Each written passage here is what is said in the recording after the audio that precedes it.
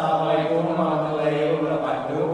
Perkenalkan, nama saya Ilman Herdiana. Perkenalkan, nama saya Agin Liana. Nah, kali ini kita akan mempresentasikan materi sejarah Indonesia bab 2 tentang perlawanan perang Mangkubumi dan Mas Said. Perlawanan POC kembali datang ke Pulau Jawa. Nah, kali ini dipimpin oleh Mas Said dan Mangkubumi. Perlawanan tersebut kurang lebih memakan waktu sekitar 20 tahun lamanya. Setelah lengsernya Sultan Agung pada kerajaan Mataram, kini digantikan oleh pemimpin-pemimpin yang dikatakan lemah, yaitu pemimpin Pakubuwana II. Mengapa disebut lemah? Karena Pakubuwana II telah melakukan persahabatan dengan POC. Bahkan POC sudah memberlakukan intervensi ke dalam pemerintahan kerajaan. Intervensi sendiri memiliki arti negara yang mencampur tangani urusan negara lain. Kemudian itu menyebabkan beberapa timbul masalah ataupun perlawanan dari pihak kerajaan. Seperti contoh perlawanan dari Raden Mas Said. Kita mengenal lebih jauh mengenai Raden Mas Said. Raden Mas Said adalah putra dari Raden Mas Ria yang bergelar Adipati Arya Mangkunegara dengan Raden Ayu Wulan Putri dari Adipati Pintar.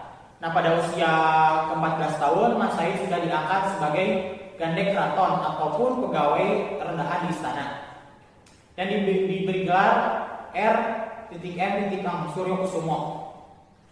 Raden Mas Said karena sudah merasa dirinya berpengalaman di dalam dunia kerajaan, ia pun mengajukan permohonan kepada Kepatihan untuk diangkat naik tahta. Tetapi permohonan tersebut justru mendapat cacian atau hinaan dari Kepatihan karena sudah dianggap ikut dalam pemberontakan orang-orang Cina. Kekacauan tersebut mengakibatkan Raden Mas Said angkat senjata. Ya, diikuti dengan Sutawijaya dan Suradiwangsa yang dikenal dengan Kyai Kudanawarsa. Mereka pergi ke luar kota untuk menyusun kekuatan. Kemudian Mas Said pergi ke Ngaro untuk memulai perlawanan. Oleh para pengikutnya, Mas Said diangkat sebagai raja dengan gelar Pangeran Adipati Anom Hamengkunegara Senopati Subianing Prang, yang dikenal dengan Pangeran Subernyawa. Pangeran Mas Said sangat didukung oleh masyarakat sehingga kekuatan dari perlawanan Mas Said sangat efisien untuk melakukan perlawanan terhadap POC. Nah, ini membuat Pakubuwana II merasa cemas, terancam kedudukannya di dalam kerajaan. Akhirnya pada tahun 1745 Pakubuwana II melakukan sayembara. Barang siapa yang dapat memadamkan perlawanan Mas Said akan diberikan sebidang tanah di Sukowati. Nah, mendengar adanya sayembara tersebut, adik dari Pakubuwana II yaitu Mangkubumi ingin mencoba dan membuktikan seberapa jauh kejujuran daripada kakaknya yaitu Pakubuwana II. Cepatnya Mangkubumi berhasil untuk memadamkan perlawanan Mas Said. Ternyata Pakubuwana II ingkar janji. Pakubuwana II kehilangan komitmen sebagai raja yang berpegang pada tradisi Sabda Padita Ratu Datan Kena Wala Wali atau perkataan raja yang tidak boleh ingkar janji. Pakubuwana II tidak memberikan tanah Sukowati kepada Pangeran Mangkubumi karena dibujuk atau dibisiki oleh Patih Pringgalaya. Nah, dalam suasana konflik tersebut ada pertemuan terbuka di istana. Gubernur Jenderal Van In Hoek mengeluarkan kata-kata yang menghina Mangkubumi bahwa Mangkubumi terlalu berambisi untuk mencari kekuasaan di kerajaan Mataram. Hal ini sangat mengecewakan Pangeran Mangkubumi karena menurutnya POC sudah melakukan campur tangan ke dalam politik kekerajaan di Mataram. Mangkubumi segera meninggalkan istana, kemudian angkat senjata untuk melawan POC yang telah semena-mena ikut campur di dalam Kepatihan.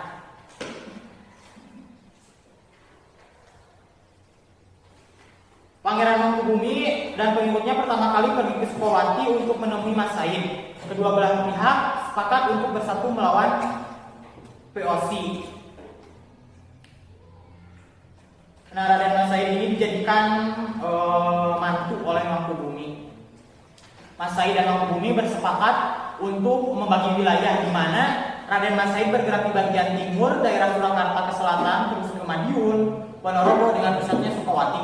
Sedangkan Pangeran Mangkubumi konsentrasi di bagian barat Surakarta terus ke barat dengan pusat hutan Beringin di desa Pacetokan atau bisa disebut sekarang itu daerah istimewa Yogyakarta. Mereka dibekali oleh 13.000 prajurit termasuk 2.500 prajurit kavaleri. Perlawanan perang Mangkubumi dan Mas Said sangat kuat. Hampir seluruh Jawa Tengah dapat dimenangkannya. Kemenangan demi kemenangan mulai tercapai.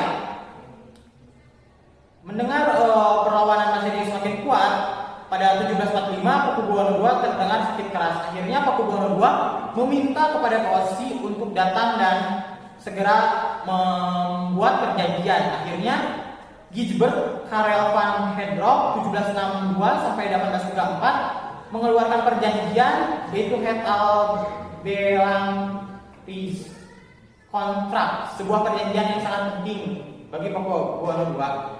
Nah, perjanjian itu sangat membuat kekecewaan bagi pegawai-pegawai kerajaan dan masyarakat yang ada di sekitarnya. Nah, isi perjanjian itu adalah susuhunan Pakubuwono II menyerahkan kerajaan Mataram secara Dempako maupun Denjure. Dempako sendiri memiliki arti bahwa bentuk pengakuan suatu negara atas negara lain yang dinyatakan secara resmi, dan Denjure merupakan berdasarkan hukum. Artinya semua itu harus dapat diakui oleh beberapa pihak ataupun dari segi manapun. Yang kedua, hanya aturan Pakubuwono II yang berhak naik tahta dan akan dinobatkan oleh Osi menjadi Raja Mataram dengan tanah Mataram sebagai pinjaman dari Osi. Jadi selanjutnya ketika Pakubuwono III berlangsung ataupun setelah digantikannya Pakubuwono II, itu merupakan tanah pinjaman dari Osi karena sudah menjadi hak milik POC. Yang ketiga, putra mahkota akan segera dinobatkan setelah Pakubuwono II wafat. Kemudian tanggal 15 Desember 1749, Van Hendrik mengumumkan pengangkatan putra mahkota sebagai Kesunanan Pakubuwono III. Nah, pokoknya setelah Pakubuwono II wafat baru akan dinobatkan Pakubuwono selanjutnya, itu Pakubuwono III.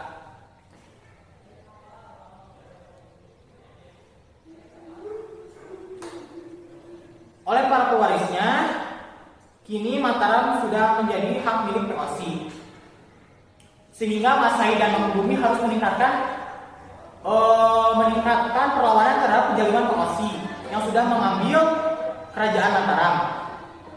Ketika perjanjian tersebut, Pakubuwono II sudah bukan lagi kerajaan Mataram dan kondisi di situ kerajaan vakum. Akhirnya Mangkubumi diangkat sebagai raja dengan sebutan Kesunanan Pakubuwana. Namun kurang begitu populer. Tahun 1750 merupakan tahun kemenangan bagi Mas Said dan Mangkubumi karena mereka sudah bisa menghancurkan Depek dan bisa menghancurkan ataupun menguasai daerah Pekalongan dan beberapa daerah pesisir lainnya. Jadi di situ Mangkubumi dan Mas Said sudah mulai mendapatkan titik terang di mana mereka sudah bisa sedikitnya melawan POC. POC akhirnya kewalahan menghadapi Mas Said dan Mangkubumi. Van Hendrik kemudian mengundurkan diri, ia digantikan oleh Nicholas Harting.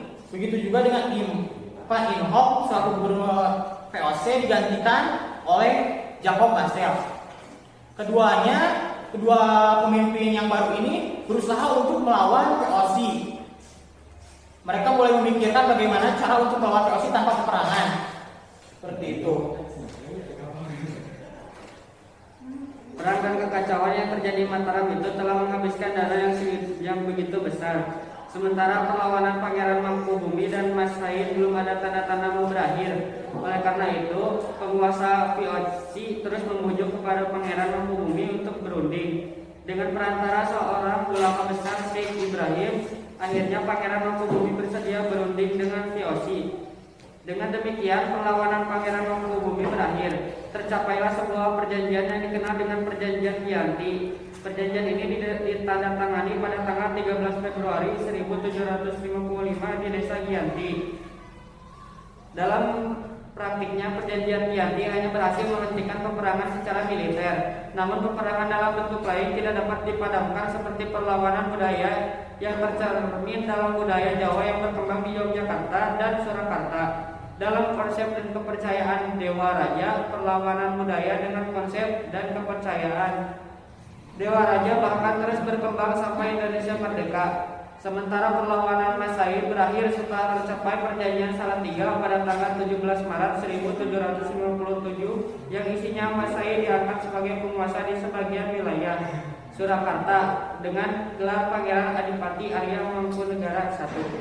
Menambahkan bahwa perjanjian Giyanti itu berisi Mataram menjadi dua wilayah. Bagian barat daerah Yogyakarta diberikan kepada Pangeran Mangkubumi dan berkuasa sebagai sultan. Dan di sisi lainnya, sebelah timur tetap diperintah oleh Pakuanan III dengan sebutan Kasunanan Surakarta. Perjanjian Giyanti juga sering disebut dengan Palihan Negeri. Nah, mungkin sekian presentasi dari kami. Mohon maaf masih banyak kekurangannya. Terima kasih atas perhatiannya. Wassalamualaikum warahmatullahi wabarakatuh.